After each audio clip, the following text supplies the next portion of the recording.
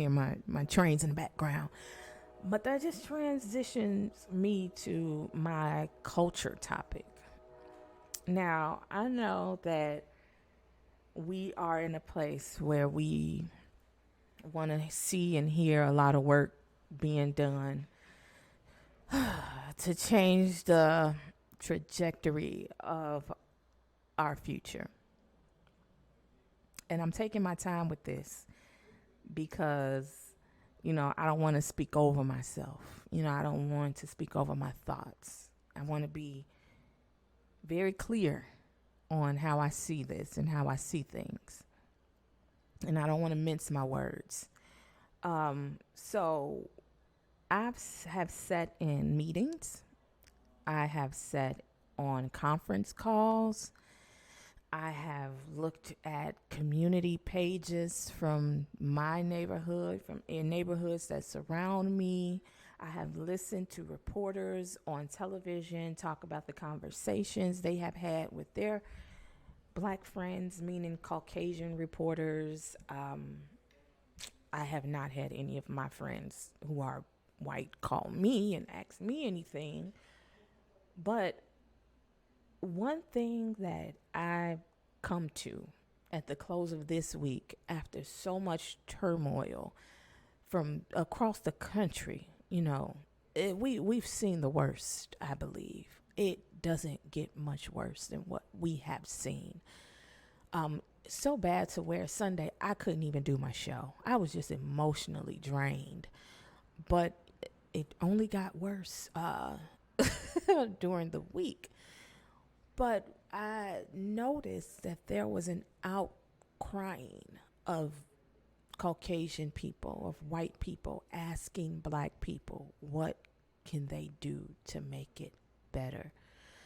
What can they read? What can they watch? What website can they go to? What resources do you have to help me be a better white person? That has bothered me to my core, because with all of the oppression, all of the abuse, misuse, systemic racism for Black people, we don't need a book. We don't need a toolkit on how to be a better Black person. We don't need a lesson on how to be a better person. And we should not feel obligated to give anyone a history lesson on what our experience have been in this country, when that experience has been handed to us by them. We don't owe them that. We don't owe anyone that. So to feel like you have to take them through a lesson on how they can treat us better is crazy. It's insane. And it's not okay. We shouldn't be doing it. Not in the workplace. I was in a meeting at a conference call at work, and the diversity and inclusion person started her conversation with, in 1619. I said, bye. I left the conference call, because if I have to give you a history lesson on what this country have been through, you done missed out. And I don't know if we can help you. I don't know if you can be helped. I don't even know if you want to be helped. So we're not obligated to do that. We shouldn't be doing it. We shouldn't have to. We shouldn't be asked to. And another thing that has bothered me that I have seen is a lot of Black people feel as though they have to post this meme that says, white people, the ones that's not racist, we Black people love you. Like, I love my white friends. What? Why do you feel like you have to remind them of that? Why do you feel like you have to make someone feel comfortable because we are in an uncomfortable situation. This is the time where people do, they self-evaluate. They look at themselves and look at what they do and look at what they haven't learned. I talk about this all the time from bettering yourself. Actually, I never looked at my book as being something that I could hand to my white friends and say, here, read this. Do some self work, do some self healing, do some self adjusting, unlearn what it is that what you've digested all your life. Unlearn that. That's what you have to do. That's the work that you need to do. It's a heart problem. And that is nothing that anyone else can fix. We cannot fix the heart of humans. We can fix the soul of humanity by humans fixing their hearts. But that heart work, you have to do that on your own. That is self-work that you have to sit at home with your family, sit at home with yourself, and most of all, kneel before God and repent. If you feel like you've been wrong, ask God to help cleanse your heart. Ask God to help you with an understanding. I can't give you enough information in the world that'll take you to the point where you'll do that. I cannot. The fact that, like, just think about some of the things that you do to people personally in your work life. You know, that's usually where we meet each other. That's where white and black people usually meet one another. It's in the workplace, you know, and then our friendships grow from there. But what have you done? What have you contributed? What have you not contributed? You know, it's hard work. You have to do your hard work. You have to do your hard work.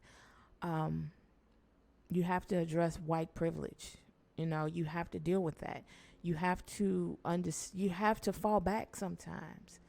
You know, and if somebody is black and they better at something than you are, maybe you need to let them go ahead and move ahead of you.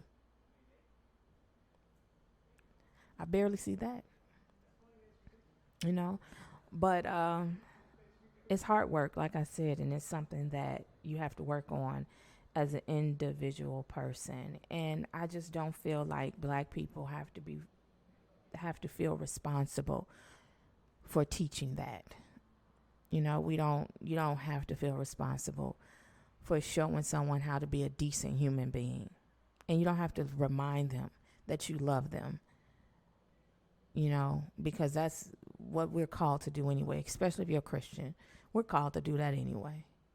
Especially if you're a believer. We're called to do that anyway.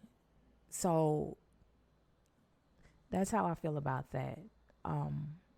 So you won't see me doing it. You know, you won't see partner with me on hey, if I decide to talk about some of the laws going forward and things like that, you know, we can talk about that. I'm more than happy if you want information about that. We can work on those things. Dissecting different areas of in education and healthcare where things need to be fixed. Fine. Those areas, those deserve conversation. But, you know, I made a call today for work, and it was just sad. It was somber. A lot of people didn't show up for the call, and I'm still here to work. Because everything that I do, everything that I decide to approach in life has something to do with helping somebody else.